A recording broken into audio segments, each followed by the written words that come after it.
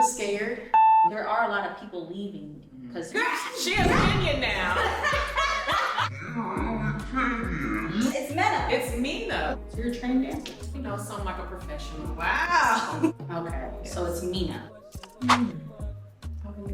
Yes. Okay, you can do it. Do the Mina. All right, just do this.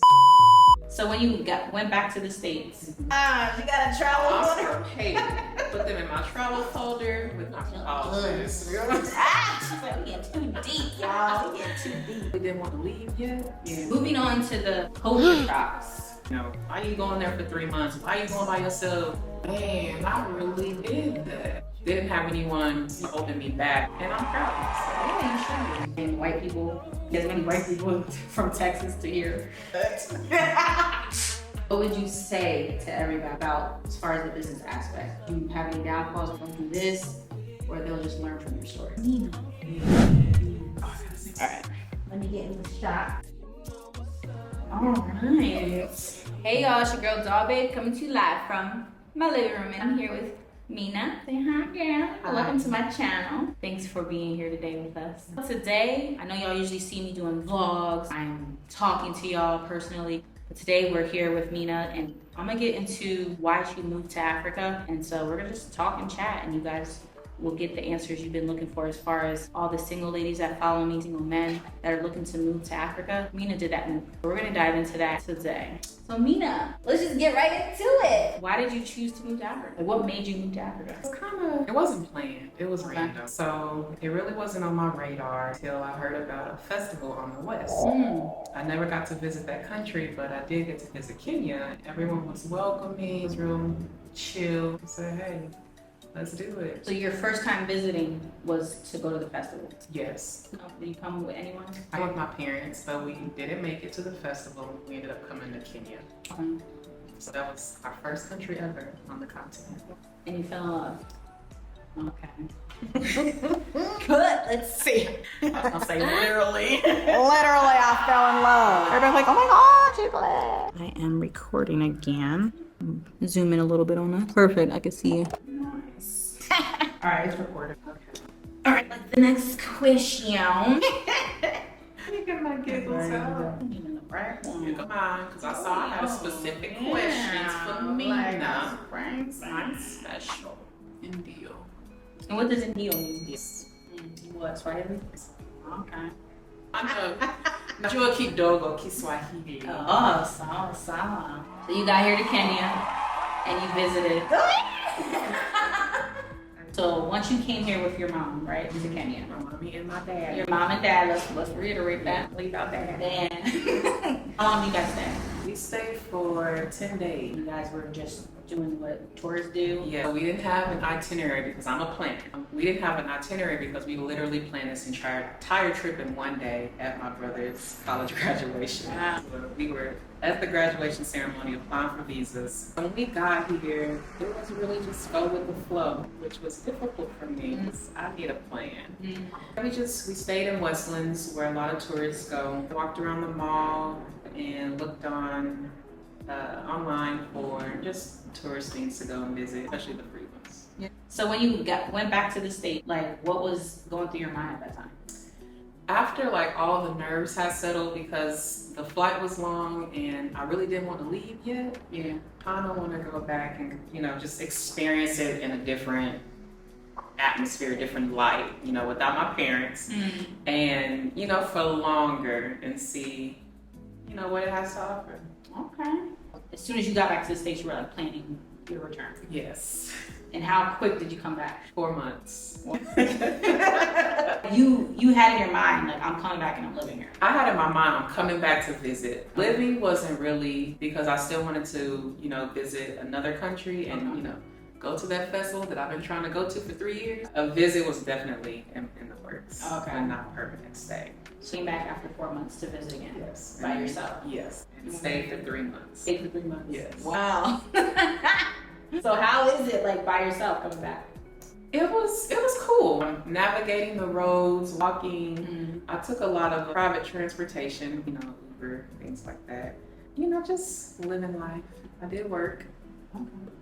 Here? I did work a little bit here, yes. What'd you do? I guess I can talk about it since I'm no longer employed with them. Okay. I was working remote.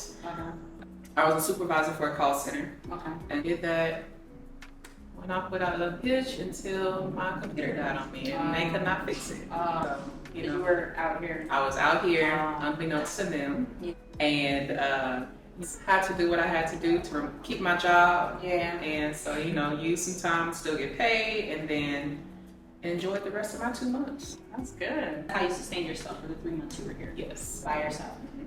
How did you find residency? Like, did you do it once you got here, or you looked it up before you came here? Since I'm a planner, Yeah. I had Airbnb, I had it all. I'll stay here for 2 weeks and then I'll move to another place, and then I made sure that I was able to cancel within a certain time frame, so I wasn't stuck and losing money because I play about my coins. For sure. Yeah, that's a big deal. When you move abroad, you got to make sure things are in order and in place, so you don't come to a conclusion where, like, I have to go back. Right. Because I ain't have no more money. Yeah, I don't. No, let's look at the next question, shall we? This is my first time doing an interview too. Like, you know, I told you. When you were here for the 3 months, how'd you feel about leaving your family? It was cool because I knew I was coming back.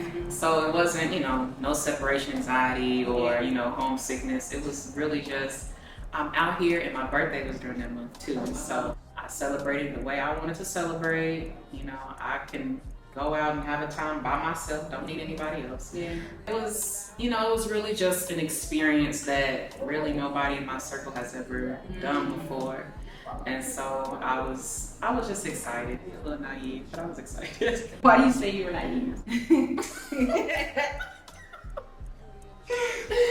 I don't know why I say I was naive, just because I think it was just other people's opinions and perspectives just getting in my head. Why are you going there for 3 months? Why are you going by yourself? What you doing out there? What do you need out there? Just other people. Putting their fears and yes. Reservations on you. Because, I really did a lot. And when I look back, I'm like, man, I really did that. I crossed the border. I've been traveling by myself on an airplane for over 20 hours. Communicating in a different language. So, things I really wouldn't even do in the States, I've been doing them out here. And I think because I didn't have anyone, protecting me or holding me back, I was able to do it and accomplish it. And I'm proud of myself. Yeah, you should be. I came here with my family.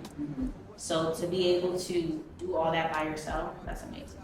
And at a young age, you did that, girl. That's Woo! this time. Got evil.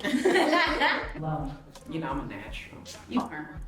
Oh my gosh. Working with a professional. Okay. During the planning process, right? What were your biggest, I just forgot the damn word. The biggest challenges you had? For my 3-month visit? Yeah. I don't really think I had any challenges. I think maybe that's not true. So I went to Tanzania first. Oh. And so then it was kind of like, because I was communicating with people in Kenya on how to cross the border. So that was a little nervous for me because I've never crossed the border in a different country before. Yeah. And so, needing 2 separate visas. It was the transportation on how to get to the border and then how to get to my Airbnb in Nairobi. But aside from that, everything else, I had everything booked and, paid for through Airbnb. Everything was what it was saying on Airbnb? It looked the same? Everything was price, good. everything was... I had no issues. It's like just check in, but it really went smoothly. Like I couldn't ask for a perfect. Yes, it was good.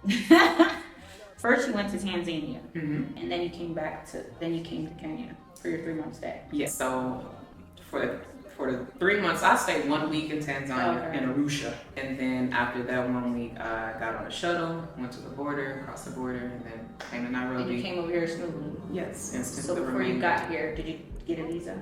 Yes. So I had to get 2 separate visas.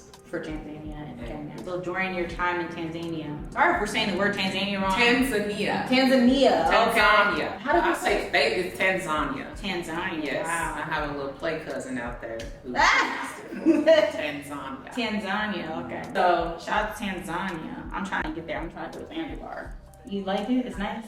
You been there? I have. Oh. It's very conservative. Oh wow. Yeah, so I got some stares of my swimsuit, and I had a cover up on. Wow. So yeah. They gonna really be staring at me then. Yeah. Like, I thought it was like Miami vibes. No, on a resort possibly, Okay. but I was kind of where there were hotels and on the beach, but it was still, I used the ferry to go from Dar to like another beach, but it was still, Tanzania wasn't quite Zanzibar, but yeah, still, they're very conservative up there. Dang. Yeah. Just wear a choir robe. Okay. You cover up. You straight. Hey, we know now. Yeah. Before you got to Tanzania, you did your tourist visa. Yes. On the computer. Yes. And then you got to Tanzania. During that week, you did your tourist visa for Kenya? No, I did both before I left. Oh. Yeah, because I was finding a printer. Yeah. You have to print it in color. Okay. So, I got a printer at home. You have to print it in color? Yes. Okay. Printing them out, put them in my travel folder. You got a travel folder? I'm prepared. Put them in my travel folder, my vaccinations and everything that they could possibly ask for, return ticket. On that plane. Nice. So, what was your biggest challenge when you came back permanently? So after the 3 months you were here, working, traveling, looking around Kenya, once you got back, what was your mindset like that? My mindset was still like my 3-month visit. I'll master Kenya. I always, find an apartment, which would be much cheaper than an Airbnb, get furniture. This is my first time ever leaving home. Oh, yes. I didn't know how expensive furniture was. And so a friend was talking to me. She's like, you should have known. I was always talking to you. You get a little piece here and there. But I didn't want to wait. Yeah. So that really just blew my mind. That was a challenge. I did luck out because the apartment that I got was furnished because it was an Airbnb. So I did get a lot of that furniture that he had. But there were still items like, I need utensils, I need pots. So I'm eating out every day and I'm like, this wasn't in my budget. Yeah. So it really slapped me hard when I actually got an apartment and had to furnish it. So that was a big part of your budget that you didn't think of. And eating out. But do you have a cooker and you have a refrigerator? I did not have a fridge. Okay. So I think about after 2 weeks out, I got gas because they use like a propane tank of gas and you hook it up with a hose and all that. But even after I had that, I didn't have pots. Oh wow. So I had gas, but I couldn't cook anything. Yeah. And so still eating out. And so I was like, you gotta do something. So I went to a popular place that I really enjoy. Should I say? Girl, let us know. House of Leather. House of Leather. A little skillet. Nice. So then I was cooking. I was cooking small meals, but I would still have leftovers, and so I would share with my security guards. Oh, that's nice. So I wouldn't, waste the food because I didn't have a fridge. I do the same thing too. It's, care forward. Yeah, definitely. I didn't have a cooker or a fridge, so that's definitely something I wasn't used to. I usually furnish and get things done within a week. I had to wait a couple months to get the fridge and stuff. You have to add that to your budget, y'all. Add that to your budget. And we were very conservative because we didn't want to get got, we didn't want to have to pay Mizuno prices. So I really took my time with looking for a fridge and a cooker. Okay. But I knew it had to happen. Actually, it was like a month after we moved in here until I got that stuff because I wanted to make sure it was a reasonable price because electronics in the stores are super expensive, y'all. Yes. Did you buy secondhand or did you buy? The cooker was first and the refrigerator. Okay. There are a lot of people leaving because the group that we're in, there's a lot of people leaving and coming and going, so they're always selling stuff. So it's good to look on Facebook Marketplace, the group that you may be in, the Black Expat group, to just see who's selling something secondhand, and they'll sell it to you at a reasonable price because they're like expats like you. All right. Okay. So once you got back to the States, after your 3-month visit alone, yes, you was like, I'm moving there. Yes, I got it. Why? What was the difference between America and here that made you want to come back so quick? I can blend in until I start speaking. I feel more comfortable and I can speak up for myself without being attacked or being called some type of racial slur, just being physically assaulted. Wow. I feel like you have more people who will have your back out here. Walking the streets and just, being able to live without any restraints or confinement of society because certain people get away with certain things, and so I was eager to get back. Yeah. You felt freer here. Yes. You felt like you could just be yourself. Yes. You were not a minority. Yes. You felt seen here. Seen, but like blended in. Yeah, seen and blended in at the same time. Yes. You said you wanted to visit certain countries before you decided settled on Kenya. Like you were just gun-ho on Kenya. I didn't want to, information overload. 54 countries. I'm not about to visit all 54. Yeah. I haven't even visited all 50 states. Yeah. So it was more like, let me get my foot in the door and then, move around once I'm actually there. I don't have to take another 20-hour flight. Yeah. That makes sense. I felt the same way too. And I have the kids and my husband. Kenya was advertised well. So we're like, let's move here. And then if we don't like it, we're gonna maybe explore another country since we're in the continent and then, move forward from there. Have you received any support from the African community and the African American community, being a part of a group? You received support about the move and if you need any help? Back in the States or the African American group in Kenya? The African American group here and in the States. Let's start with the group. So the group is very supportive, I feel, because they're truly living it. Yeah. And so they can speak from experience.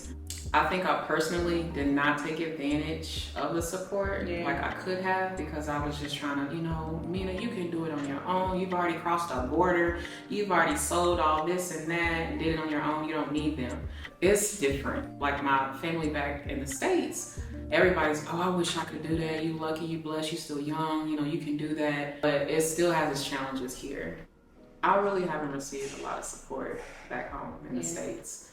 I have my parents who, they want me to go out and flourish. They've equipped me, but, I can still see it in them that they want me to go back, where it's secure. And then the other people, no support at all. I've been told my passport will be confiscated when I go back to the States. Oh, wow.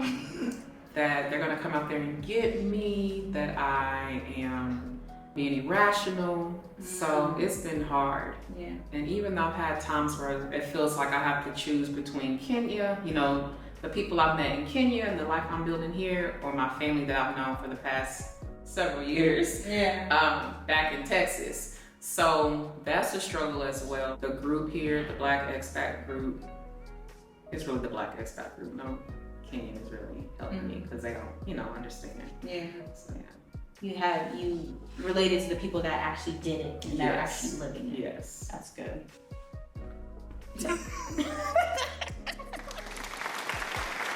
It goes to me running up the bloopers. Okay. So you mentioned earlier that you're from Texas. Yes. Texas. What part? North Dallas, Allen, Texas, to be specific, is a suburb. Oh, okay. What was the difference, the cultural differences you had to adjust to being there in Texas and here in Kenya? Can I say white people? You say white people too. I'm glad I don't have to see as many white people as I did back in Allen. Another cultural shock, just the amount of people walking. Yeah. And people. That's what I do. That was mine too. I don't think it's overcrowded, but it's a lot more people than you think. Yeah. Because there's people walking in addition to people driving, and it's just like Sita, Dakika, Hamsini na Tano Sahi. It's 55 now. Wow. You know how to tell the time in Swahili? Yeah, so it's backwards. So like when it's 1 o'clock, it's actually just 7. like the it's like calendar. It's mirrored. All right, y'all. So I'm back with Mina. It's a new day. Took a shower. You know what I'm saying? My camera died. This is my first interview, by the way, y'all. Ever interviewing anyone. I got it figured out. Okay, we good today. And happy Juneteenth to all my Black Americans. Happy Juneteenth, y'all. Representing. If you guys don't know what Juneteenth is, I'm gonna give y'all the proper definition. I should have had this up already. Nisawa.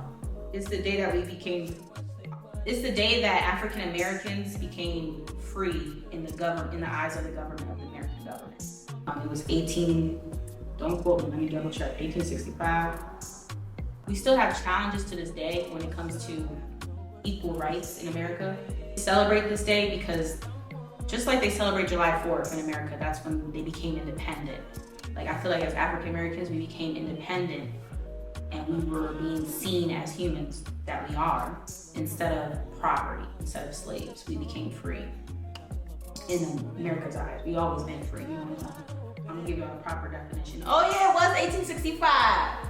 Look at me, knowing my history. So what is the meaning of June 19th? We're gonna dip into that real quick. Juneteenth, or Freedom Day, is the oldest nationally celebrated. Dang, they trying to test me on my commemoration. I got you. Okay, yeah. Okay. Commemoration. The oldest nationally celebrated commemoration of the ending of slavery in the United States. This holiday is considered the longest running African American holiday and has been called America's second Independence Day. It was on June 19th, 1865 that Union soldiers led by Maj Gen. So, yeah, me neither. I didn't know. Yeah, because the first Independence Day, July 4th. And we were celebrating, I know I was. Were you celebrating July 4th? Yeah, we were celebrating July 4th. You know, with the white, red and blue flags. Now we got our own Juneteenth flag. Right here. Okay. I didn't know we have one either though. Yeah, it's like red and blue and white. Our Juneteenth?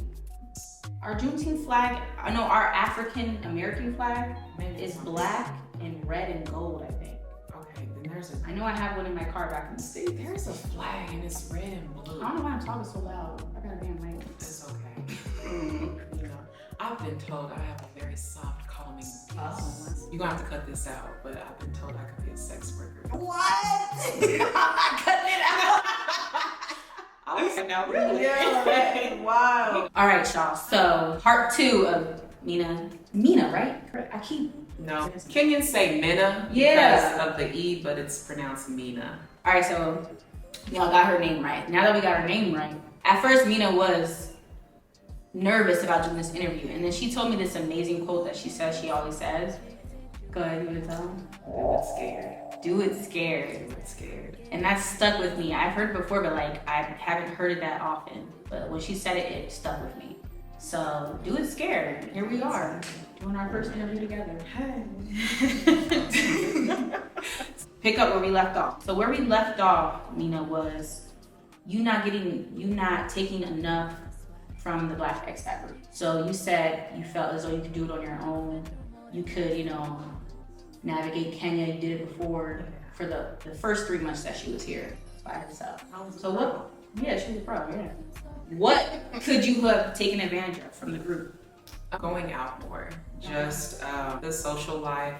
Even though I didn't socialize a lot back in the States, just going out with people who grew up the same as you, similar mindset, they're here for a reason. Yeah. Just taking advantage of that. I didn't. I was really trying to blend in and kind of just like forget that whole US side, and now I'm Kenyan. I'm trying to learn Swahili. Don't talk to me in English unless I'm really like, huh? I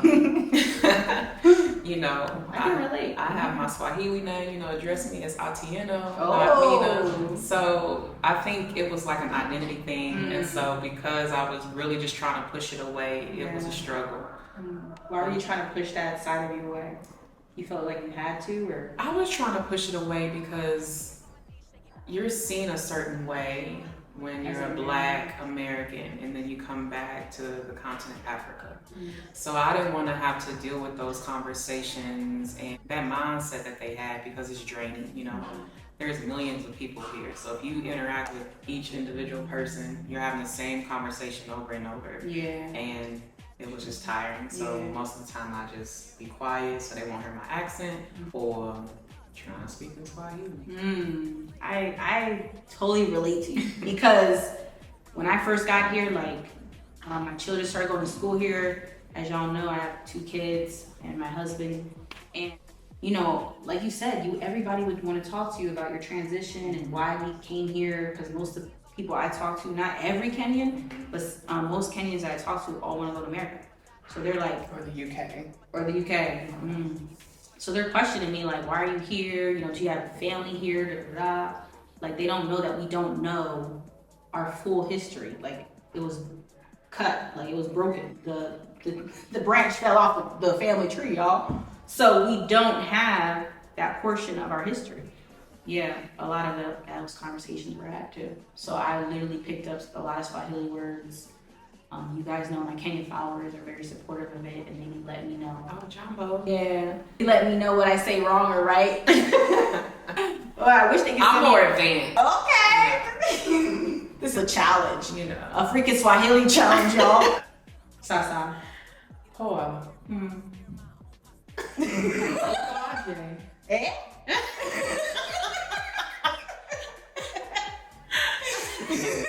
I got that right. Uko aje? How are you? Mzuri sana. Unafanya nini? Unafanya nini? Yeah, you are my man. How you doing? What am I doing? Now, how to respond, Sijui. I don't know how to say. Sijui. Sijui is I don't know. Oh, So I don't know how to Sijui. respond in Swahili, like what we're doing. Like, what are you doing? I would say, Mimi ni mzuri. Like, I'm good. I know that's the basic way. I know they have No, probably like, what are you slang. doing? Like, Oh, what am I I'm doing? doing an interview. Oh yeah, Yeah, Mimi but me interview, yeah. I know Mimi me is like I am, like, or like I would say, like I learned Mimi me online as like Mimi ni Dorothy, like my name is Dorothy or I'm Dorothy. Oh yeah. And then I would learn the proper way of I learned the proper way to say how are you, Uhaligani. Oh yeah, that's probably Yeah. a Tanzania spot. Oh, that's Tanzania. That's a Tanzania app. Yeah, you know they. Cause what you just said, how are you? How'd you say it? Ukoaje. Ukoaje. And I like how they spell it. It sounds exactly how it's spelled. Yes. I like that. That is true. That's a really easier way to learn it because you can visually see it and it sounds exactly the same. English is totally different. So yes, so that's why the E is the S sound. That's why I say mena. Oh yeah. Instead They of say mina. Yeah, they say mena. Do you have a little hyphen over the E? Yeah, it's just mena. Don't get it twisted. I'm threatening y'all. I'm just kidding. MENA. All right, so that's how you could have taken advantage of the group. I agree. We're circling it back. Y'all gotta stay. Yeah, y'all gotta come with it. Okay. Yeah, we're circling it back. That's how you stayed. That's how you could have took more advantage of the group. Yes. I agree, because we didn't take advantage of the group. We felt like we came here on our own. We could do it I ourselves. don't need y'all. I don't need nobody's help. And I wanted to get more acclimated, like you said, with the Kenyans. I came here to be a part of the culture, to learn the culture, to learn how to cook and eat the way they do, so that I can blend in. Because I didn't want to stand out. Obviously, you stand out in your own way, the way that God gifted you. But I didn't want to be seen as anybody else. I like, oh, you're American, so you're this or that. Nah, I get it. I would urge you guys, if you guys are looking to move here, to definitely get in part of a group, like I said in my last video. Mana just enhanced it. She just, Mana just reiterated it. Mina. See, Mina! Girl, she a Kenyan now. You're really Kenyan. You said It's Mina. Lord, But because Mina. it's M-E and not M-I-N-A, they think it's pronounced Mina. Take a sip of this, Lord. I'm messing up, That's y'all. funny. Keep that in there. Moving on to the culture shocks. So we ended on your culture shocks. You were saying the white people. You didn't see as many white people from Texas to here. The people in general in Nairobi. So, I'm gonna sip my tea. my circle, of course, Black professionals. So it's been difficult, trying to find those people. And then it's just like it's a lot of people. Yeah. And when I would go to the mall and grocery shopping, when I would go grocery shopping, I would go early in the morning, so I would avoid people. Okay. Because I don't know, people just, I don't know what it is. Some people just rub me the wrong way, and this is why I don't like people. Anywho, but like at the malls in the States, that's when you would see a lot of people out, like on the weekends, and it's still, it's just like this sea of white people, and you have a few sprinkles of chocolate chips. So like it's opposite here, and I like that, you know, because I can blend in. If I see somebody, especially if I hear someone with an American accent, I won't talk because I don't want them to, oh, where you from? What you doing out here? How long you been here? And you know, do you have family here? And it's like, well, I don't know because so that part. So that culturally has been just a shock for me, which I'm kind of ashamed to say. The amount of black people I'm seeing. Not black people. But that's why I wanted to come here. I knew we're the majority. It was still shocking. It was very shocking. And the amount. So not only that everybody was black, but the amount. So it's like, you know, when we see a black pilot, we excited. But, you know, that's normal here. Like, of course, my pilot is Kenyan. So when you hear that, they're automatically black. The stewardess, Kenyan. You know, everybody at the airport, majority Kenyan. So representation matters. We didn't see that. And it's a shame to say out there, all these few years on this earth, that it's still shocking to see black people in these roles. That just shows you that we need more of us in these roles. And our children and their children are going to see it, and it's going to be normal. That's a major reason why I moved here too, is to show my children, like, this is what you can be, and this is who we are now. We're not just in prison or selling drugs or rappers, you know, there's not only these four athletes, these are not few of the lanes that you can be in. If that's what you want to do, great, do it full throttle, but look what else you can do. And then here it's just oversaturated. Just the other weekend I went to get my teeth fixed. My darn cat, not my cat. I had a cavity. You know that feel it? The feeling came out. I was chewing gum and it came out. Hey ma'am. Now you doing what? I'm chewing gum.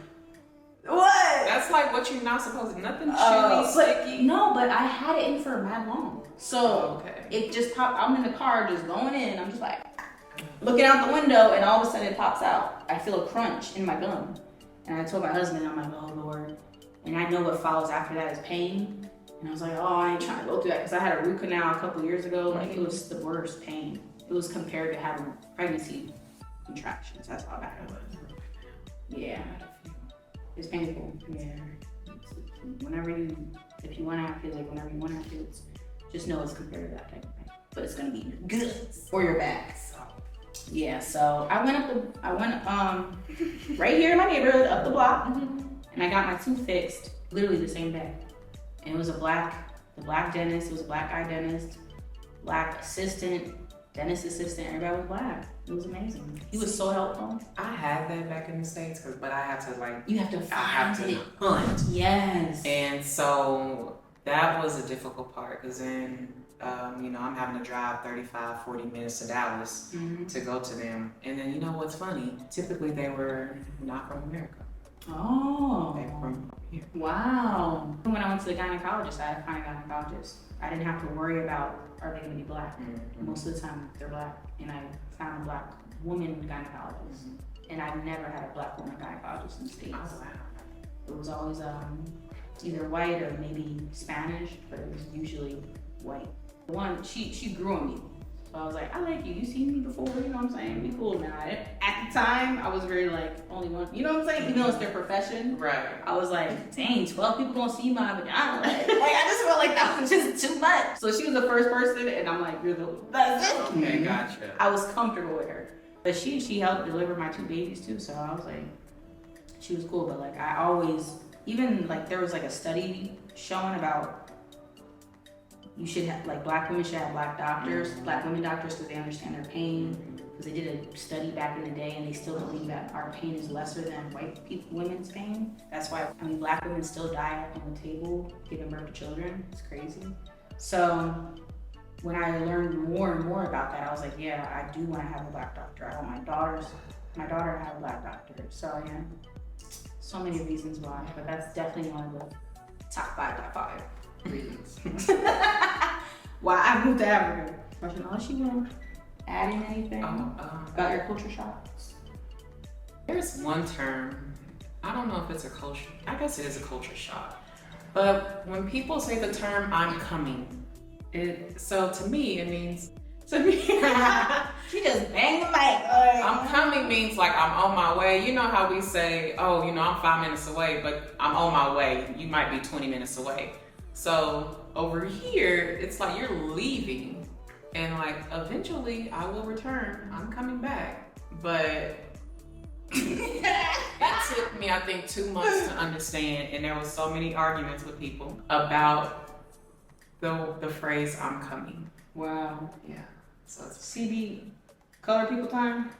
It's not, it's just, so when I'm leaving out your door and I'm saying, you know, I'm all right, bye, I'm coming, you would think, well, why are you walking away? If you're coming means to come. Oh. But if you're leaving, say you're leaving. I'm leaving. Oh, it's, they use coming as they're going. Yeah, so I don't know if that's a UK English term, British. Or yeah, if I that's... think they were colonized by the British. So Yeah. they learned how to speak English that way. Face. I mean, shoot. I think our English is like the worst of the worst, though. Mm-hmm. You know, they said, let's change the S to a Z to be different in, you know, organization and all that stuff. There and there, sun and sun, flower and flower. Like, oh, love that king. I think flowers. Look at you, just picking things up every day. If y'all have any good Kenyan teachers in the... Nataka mwalimu. What does it mean? I'm waiting for you to tell me what it means. I want a teacher. Wow. See, you even know. That might be a little... You're getting really advanced. You're headed into the Yes. advanced. I'm on my way. Yeah, you'll get there. And it's a really fun, easy language. I like it. It's way easier than... It reminds me of Spanish. Like, when I love Spanish. It does not. It doesn't remind me of Spanish. Because you have to conjugate. There's not a masculine and feminine, and I keep asking, well, how do you say this? Like for a girl, like how do I say I need to go to the toilet? They're like, cho. It's just cho. It's spelled like chew. Chew. Chew, chew. Oh, I thought it was chew. CHEW. It ain't cho. Cho. Cho. But you say Like, chew. yes, a double O. No, it looks like chew for us, but it's pronounced cho. Cho. And what does that mean? What's it that? Toilet. Cho. You know how to say Iko wapi cho. susu. My kids, when you say that in school, they be like, susu. yeah, they be like susu. But okay. So, next question. What made you choose Kenya? And how did you research when you were back in the States? Coming back permanently. Sour. So, Kenya, it was just, okay, it was the first one I went to. Everyone's saying Nairobi Kenya. So I'm like, all right, cool. Research-wise. Yeah. Did you see anybody online doing videos? Did you do any research before you came? I maybe looked at 2 YouTube videos. Okay. There's nothing that beats jumping in, diving on in, and doing it scared. You know, as long as I had somewhere that I was comfortable to lay my head, everything else I could figure out. Yeah. Get these credit cards, get these cash rewards, and all these points.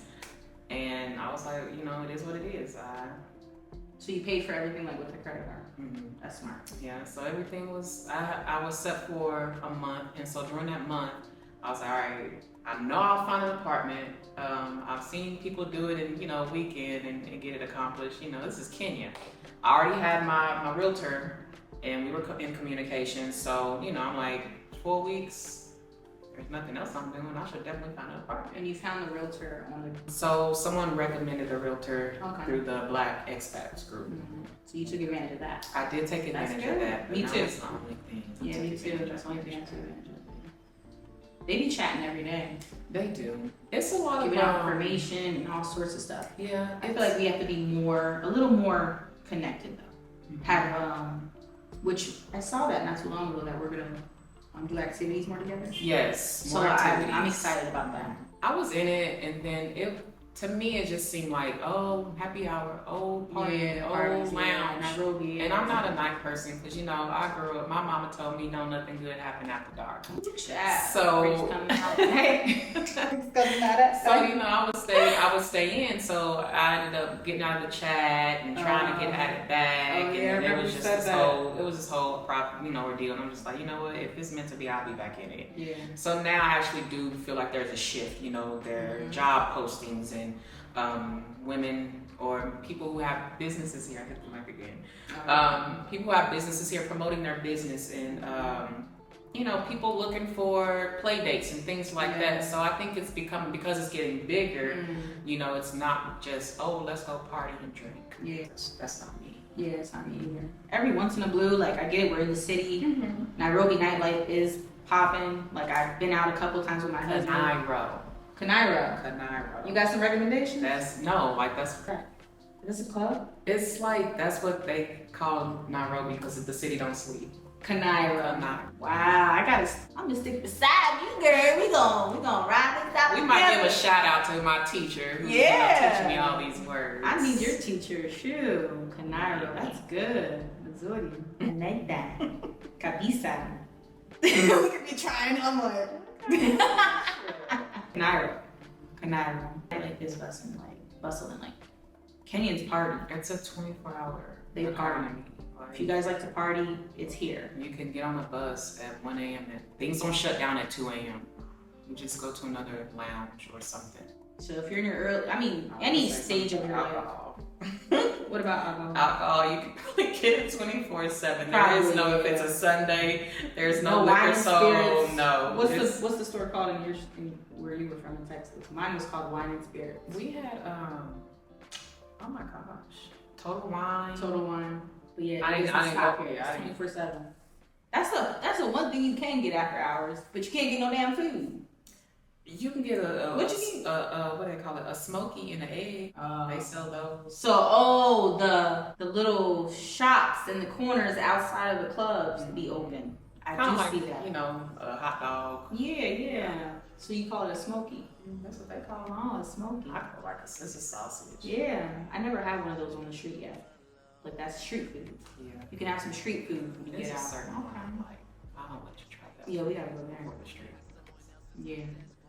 The sausages, they're different. They don't taste like the sausages I'm used to in the And States. even with the casing, it's just, it's different. It's I think they're beef sausages. Really? Yeah. I've usually just been seeing pork and chicken.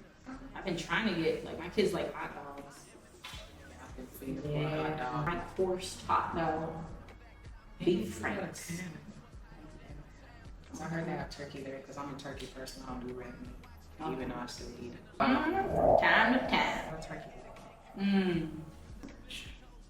Yeah, I thought you said you did. Oh, my parents were watching a lot of videos, but that was for the Gambia and Ghana. Oh, okay. And so before you guys actually came together. Before we actually even first visit. So I was doing Kenya. I was looking at it was really just like food vlogs. Oh, who knocking at my door like that? Hold on, y'all. It's probably Billy, who I'm gonna be interviewing. Mina, so all of these questions are important because you're helping someone understand how this move can be done, how they can do it through a single woman's eyes. You know, they're just trying to get a different perspective, and you're that perspective. So I really appreciate you doing this interview. I know, like you said, do it scared. Yeah. And you're doing it. This question, a lot of people ask me. Like I said, I have a family of 4, so my situation is different. So how was your situation financially as far as you preparing for this move? How did you financially prepare?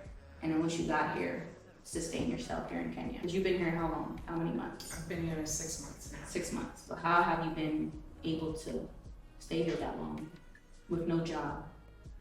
Put me on board. I just put her out and she ain't got no job. She like Tommy, One thing about me is I was still living at home with my parents. So I was able to stack up, invest in businesses as well. I sold everything, sold all 3 businesses. So you had 3 businesses? I did. And do you mind, what were they?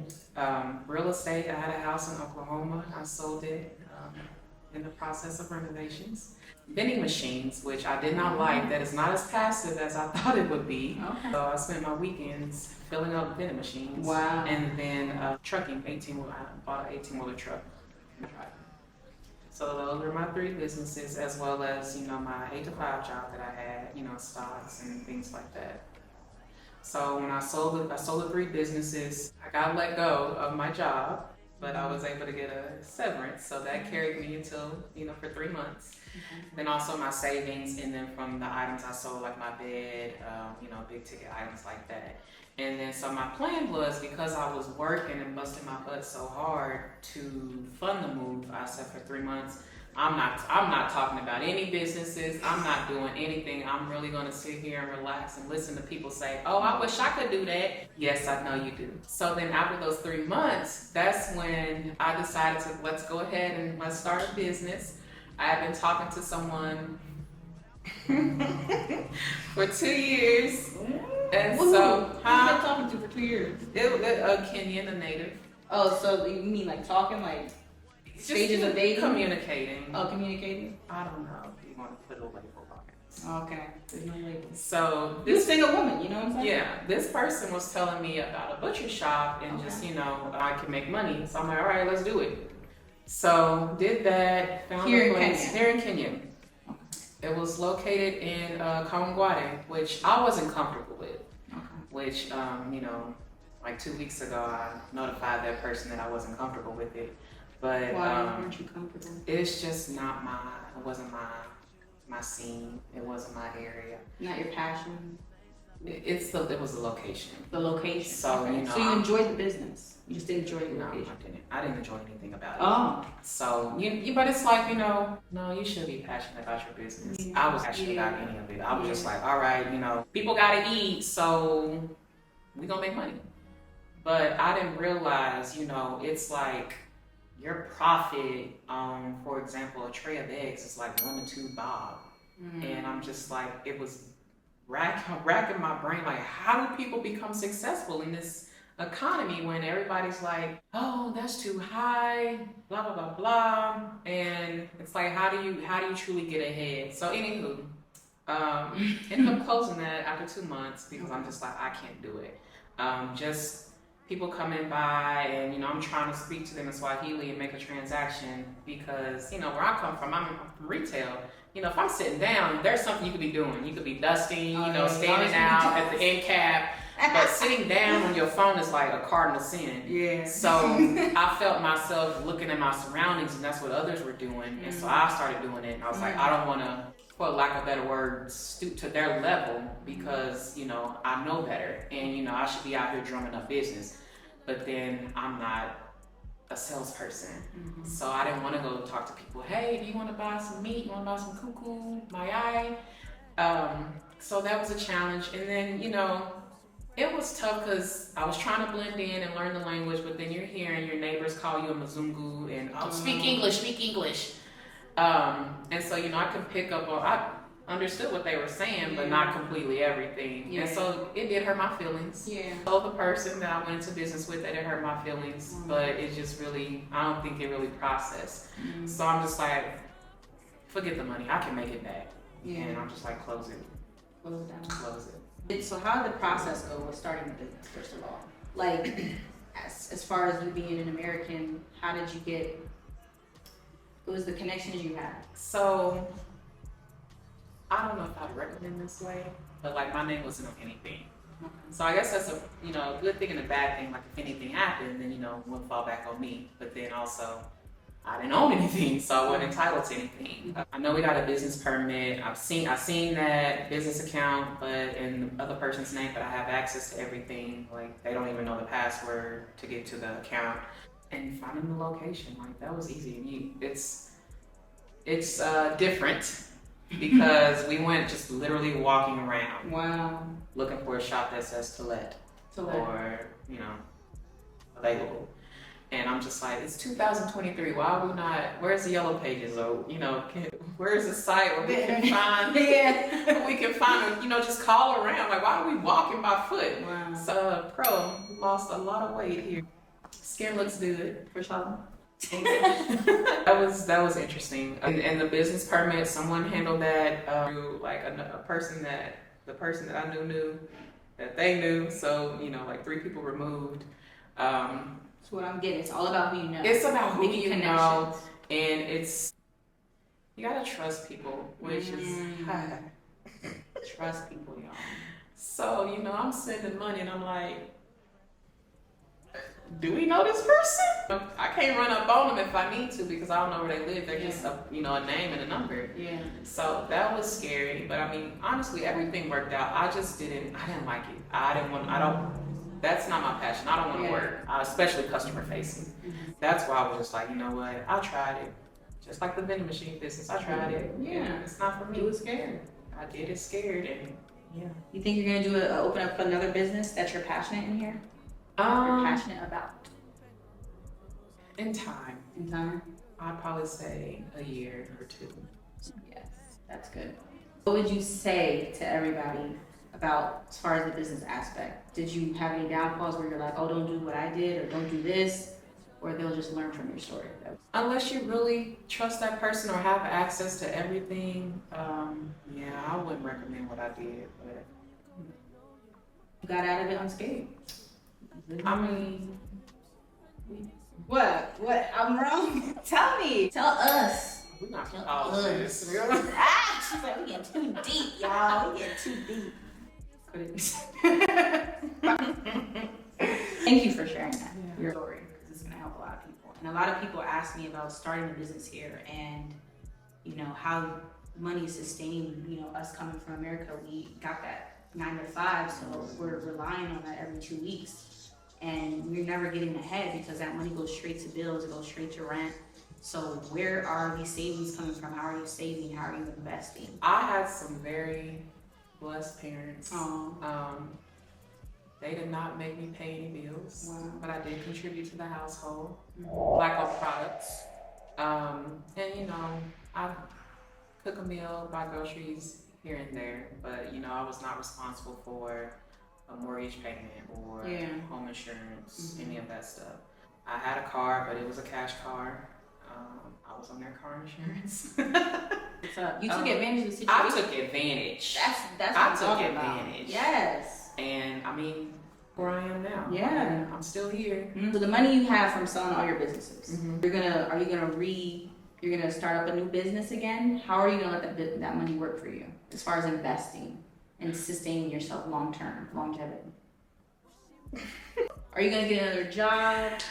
I am looking for a job just because, I'm kind of just bored all day, every day. I do yoga, but that's an hour and a half, and then it's like, all right, what do we do with the rest of the hours in the day? My passion is real estate. What's your passion? My passion is real estate, and honestly, old school me, dance studio. Oh, like a dance studio. I've seen dance studios out here. I haven't really heard about dance competitions. Okay. I love productions and like being behind the scenes. Like, all right, we need to get this person here. Let's call them up to the stage. And like seeing how things flow. Yeah. So that's really my passion, but I haven't really put any thought into that in a while. Because real estate, that's how the wealthy make their money. So I think real estate, and I'll do my passion. That's great, because you're building all that up to afford your studio, your dance studio. So it's gonna be good. You know what I'm saying? Like those businesses will support your passion. Exactly. Your passion business. That's the plan. I'm excited for you. I have my daughter right up in there. We're gonna be up in there like, damn. We gonna be in them dance competitions. Yeah. I always wanted to do those.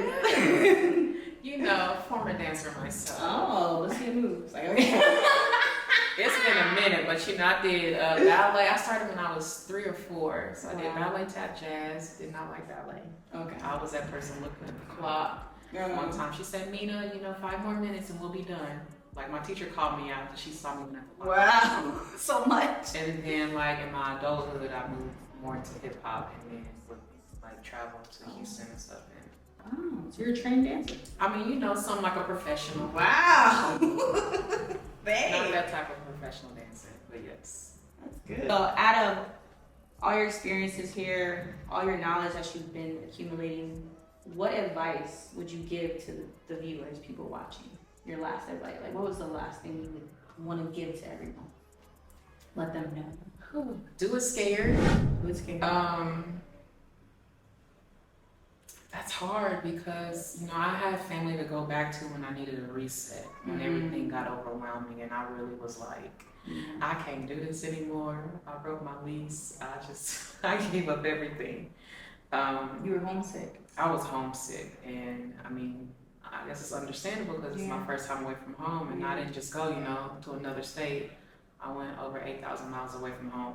Yeah. So if you have that support system, you know, just make sure you set that up where you can go back if you need it, because it does get hard out here. And then also, you know, just live. You live every day, not once. You live every day. So really, just do it. And kind of block out the negative information that people are giving you, especially if they haven't done it themselves, because they're not speaking from experience, they're speaking from fear, which, you know, got in my head as well. But me too. you know, I'm back here, so yeah, hope to see you guys here. Yes. Thank you. I hope this helped you guys. Mina's story. Thank you so much again, Mina, for sharing your story. It means a lot to me. I know the viewers, my supporters, they will love it too. Anyone else watching, leave a comment below if you have any more questions for Mina. Make sure you guys subscribe, like, and share. Thank you so much for your support, y'all. See y'all soon. Hopefully in Kenya. Deuces. I ain't got a clue, bro. Bless up, bless up, bless up, bless up, bless up, bless up, bless up, bless up.